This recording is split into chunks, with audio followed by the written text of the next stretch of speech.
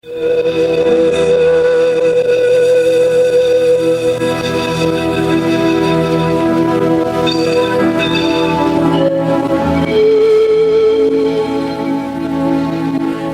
horário, a emissora da Fraternidade Rádio Rio de Janeiro oferta ao seu coração mais um programa Culto Cristão no Ar.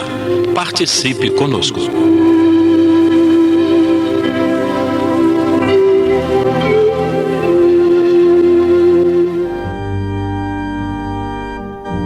Olá, ouvintes, é com muita alegria que estamos aqui mais uma vez, iniciando mais um culto cristão no ar pelas ondas amigas da Rádio Rio de Janeiro.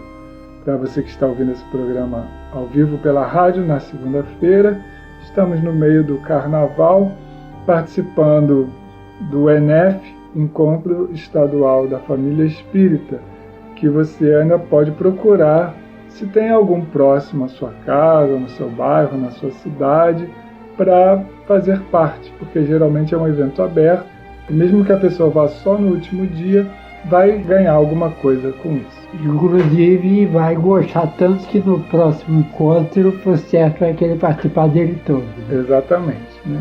Participando do programa de hoje, eu e meu pai, que estamos aqui presentes, e por gravação, nosso companheiro Ayrton Dias.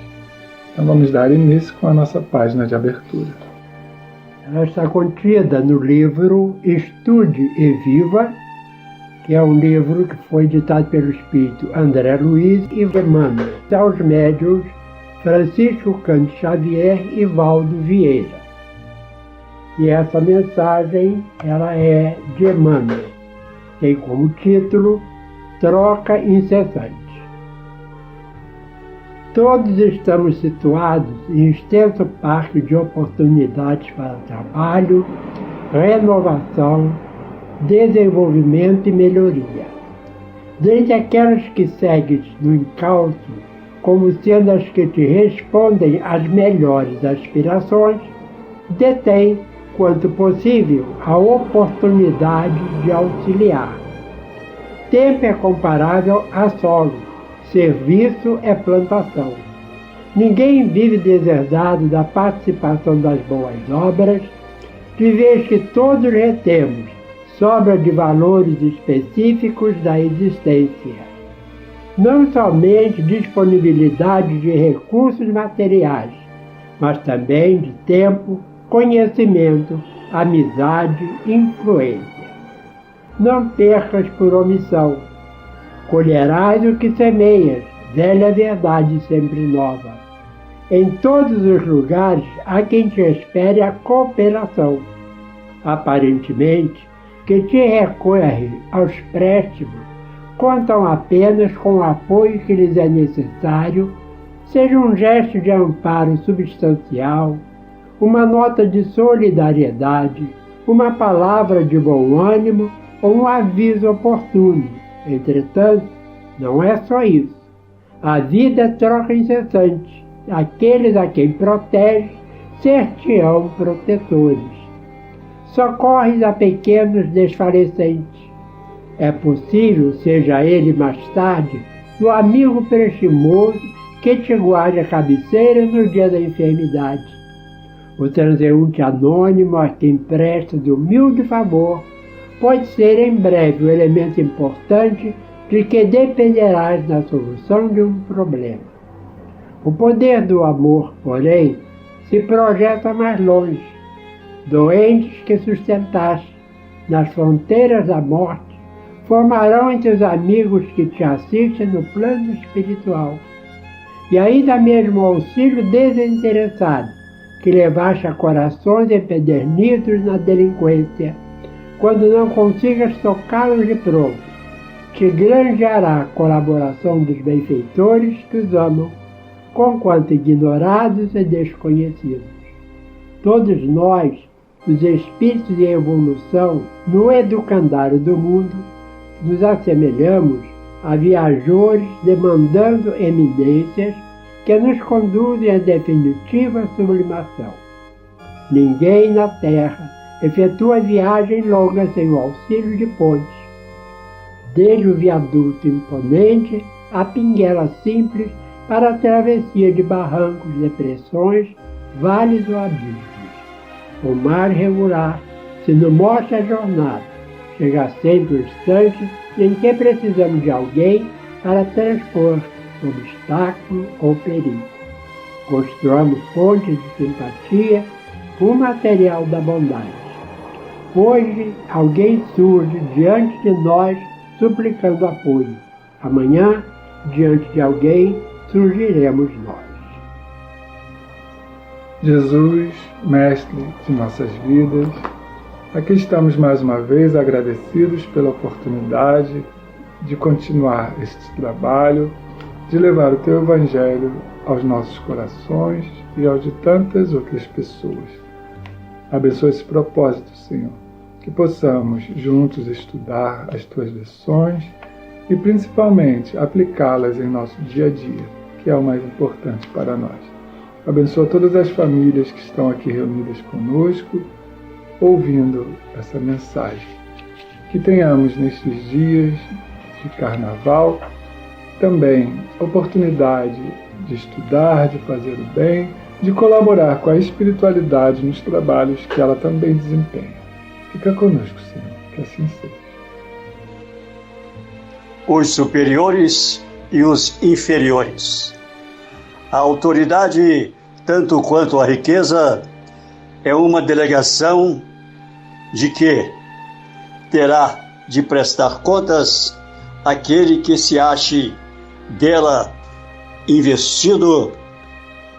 Não julgueis que lhe seja ela conferida para lhe proporcionar o vão prazer de mandar, nem conforme o supõe a maioria dos potentados da terra, como um direito, uma propriedade.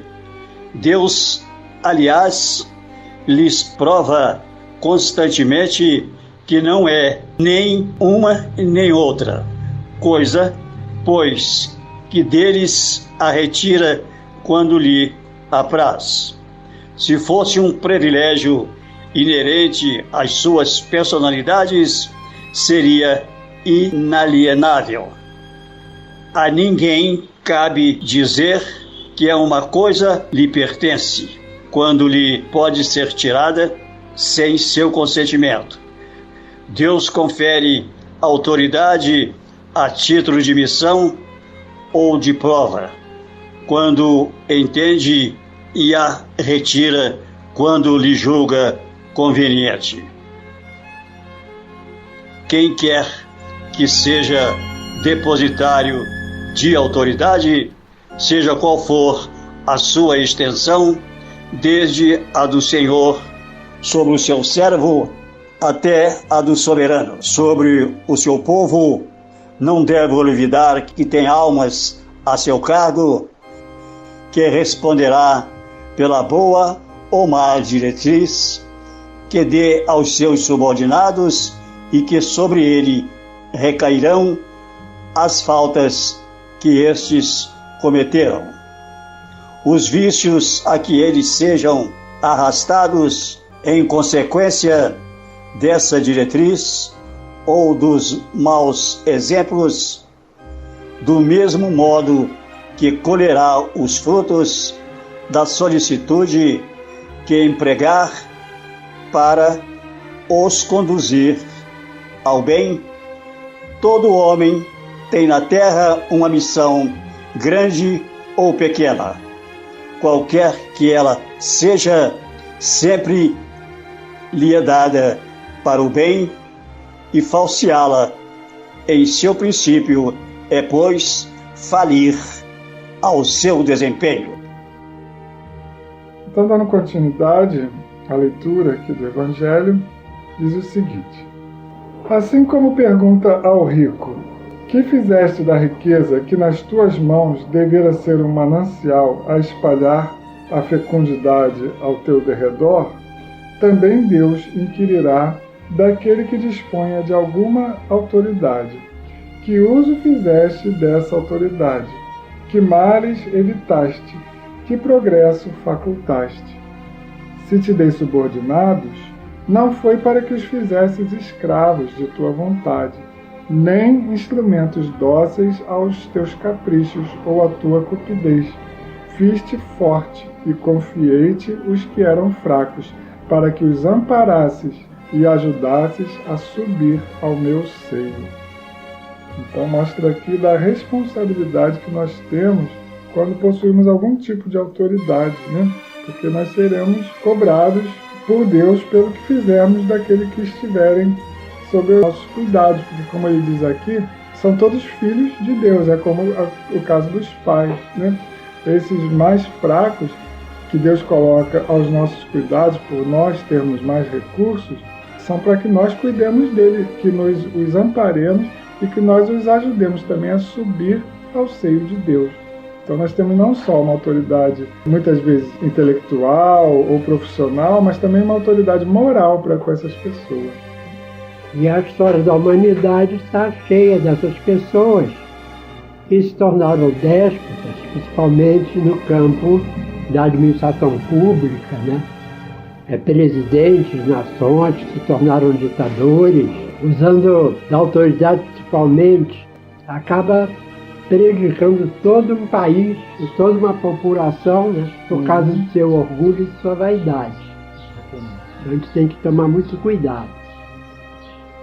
E continua aqui ainda, porque essa mensagem é também de François Nicolas Madeleine, que foi cardeal Marlot.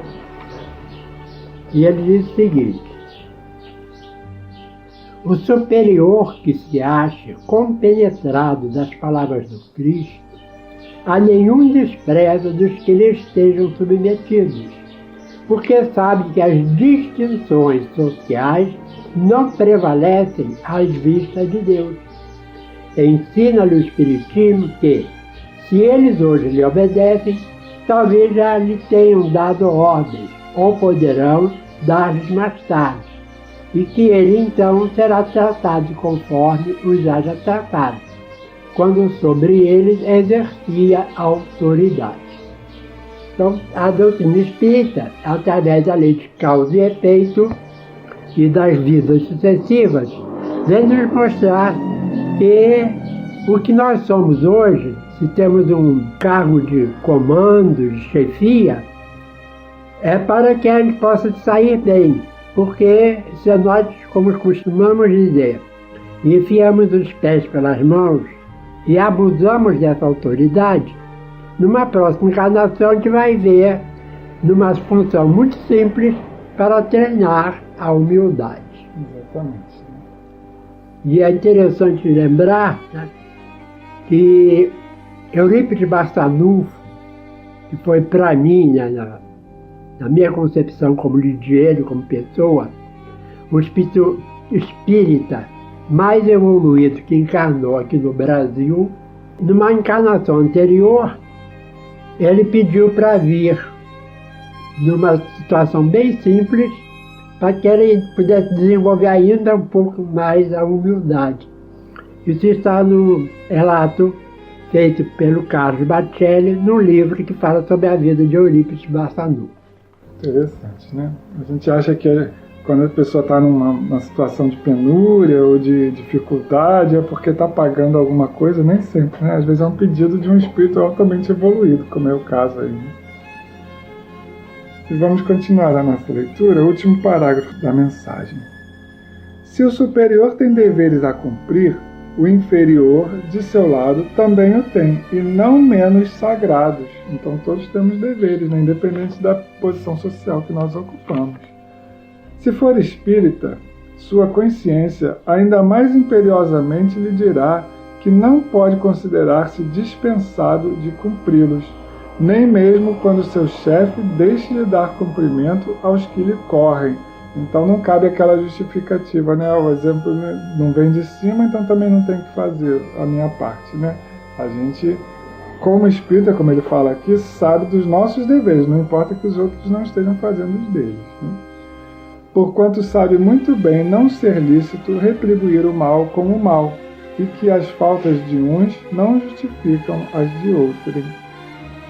Se a sua posição lhe acarreta sofrimentos, reconhecerá que, sem dúvida, os mereceu, porque provavelmente abusou outrora da autoridade que tinha, cabendo-lhe, portanto, experimentar a seu turno o que fizera sofressem aos outros. Aí a gente faz uma ressalva daquilo que a gente acabou de falar, né? Nem sempre o sofrimento é uma punição, pode ser um pedido daquele espírito, né? Aquele cego que Jesus curou à beira da estrada, né? Quando Pedro pergunta se foi ele que pecou os pais, né? Jesus falou que nenhuma coisa nem outra, né? Que ele estava ali para que nele se glorificasse a vontade de Deus. Exatamente. Né? Então, provavelmente era um espírito também missionário. Né? Tanto que ele foi um dos beneficiados que seguiu Cristo, né? Aí, continuando aqui falando daqueles que já têm o conhecimento do Espiritismo, né? Se se vê forçado a suportar essa posição, por não encontrar outra melhor, o Espiritismo lhe ensina a resignar-se, como constituindo isso uma prova para a sua humildade, necessária ao seu adiantamento. Então, olha o que ele fala aqui, né? Se ele se vê forçado a suportar essa oposição, por não encontrar outra melhor. Não é que ele vai ficar parado ali porque achando que ali está bom, né? Ele deve buscar uma posição melhor. É a lei do progresso que o Espiritismo nos traz. Mas se ele não encontrar, ele deve encontrar a resignação. Né? A sua crença lhe orienta a conduta e o induz a proceder como quereria que seus subordinados procedessem para com ele, caso fosse chefe.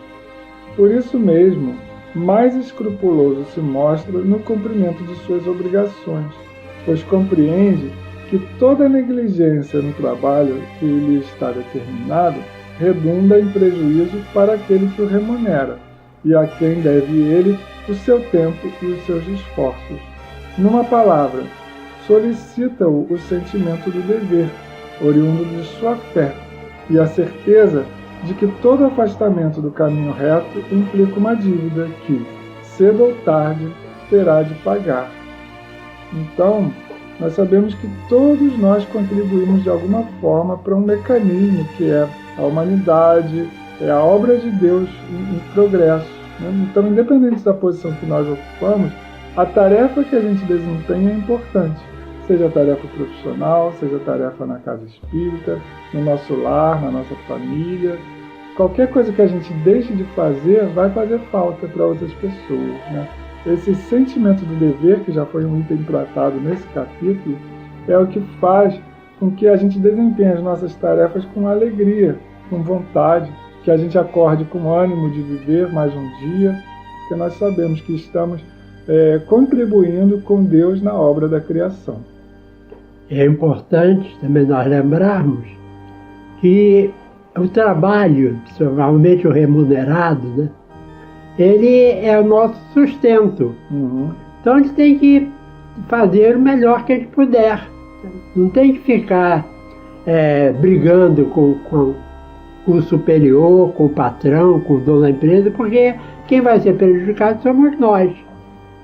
Então, muitas vezes as pessoas se acham também muito competentes, mas sempre tem alguém que é um pouco mais competente que ele. Né? Então, tem que entender isso. E sempre, em qualquer tarefa que a gente tiver que fazer, vamos fazer essa tarefa com amor, com bom senso e, acima de tudo, com alegria no coração. E aí nós vamos passar aqui para uma leitura de uma poesia do livro Cantigas de Vida, de Custódio Beiral, que diz o seguinte: por tal relatividade que a progressão patrocina, em constante atividade o ser é uma oficina, e assim se amolda e corrige por força das consequências. Logo, a perfeição exige o crédito de existências. Essa gama multiforme retempera o homem de bem, que se indaga e que não dorme depois de ferir alguém. A crença dinamizada enxerga além do final. A morte é simples parada na jornada ascensional. Nem o céu parasitário, tampouco o inferno cruento, pois a cada itinerário recebe novo instrumento. Essa visão do porvir norteia quem persevera e se dispõe a seguir, sacudindo o pó da espera. E assim, Jesus, divino e adorável Mestre, aqui estamos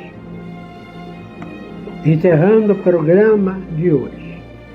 E permita que os lares que estiveram sintonizados conosco possam estar sendo beneficiados com a tua paz, com o teu amor, com todo o envolvimento espiritual daqueles espíritos que se propuseram a ajudar essa família. Aos enfermos, aos mais idosos, acoberta-os com a tua misericórdia. E permita também, Senhor, que aqueles que gostam, que têm prazer de brincar no carnaval, o façam, mas com cometimento, com bom senso, para evitar problemas maiores. Obrigado por tudo, Senhor, e que com a tua paz, com a tua misericórdia, com as tuas bênçãos, possamos encerrar este programa. E assim seja.